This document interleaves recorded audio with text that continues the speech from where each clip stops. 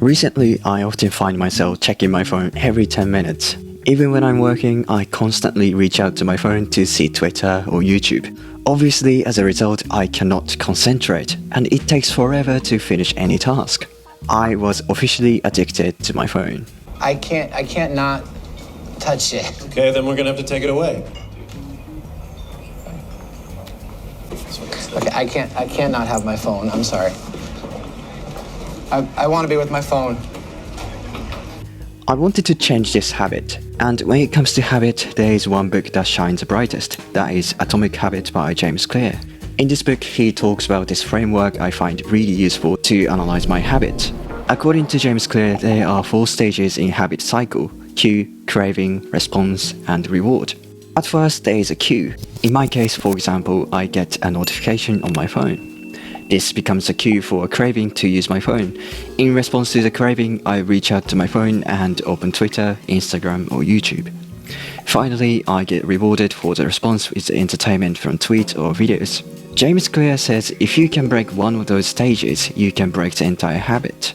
And oftentimes, the easiest way is to make the initial cue weaker. So let's say you want to stop eating chocolate too much.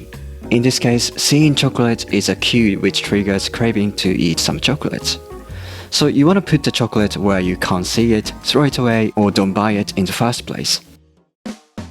Now, let's think about my phone addiction. In my case, there are multiple cues. One of them is getting a notification.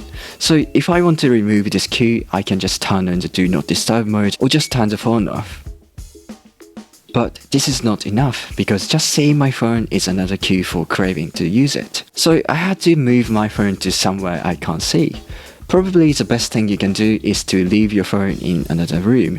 By moving your phone somewhere far away, you are also making it harder to perform the habit, which is also important. By the way, this is also why it's important to keep your desk tidy. When you have lots of stuff on your desk, they will distract you without you even noticing. If there's a Nintendo Switch on my desk, it's going to make me want to play it. So you should keep only things that are necessary for your work. Alternatively, you can use apps like Forest or Fishcool, which prevent you from using your phone for a certain period of time. Sometimes I just open Forest, set a timer for 2 hours, move my phone somewhere I can't see, and then start working. So far, this routine is working like a charm. In my experience, the key to stop a bad habit is to understand how the habit works by analyzing it with the habit cycle framework. What is a bad habit you want to stop? Maybe it's playing video games, smoking, or eating too much snack. Take a moment and think, what are the cues that trigger a craving for the thing you want to quit?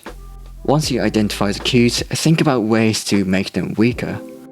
There are different ways to break a bad habit, but this is one of the easiest and effective methods. Okay, thank you so much for watching. If you want to connect with me, please feel free to send me a DM on Twitter.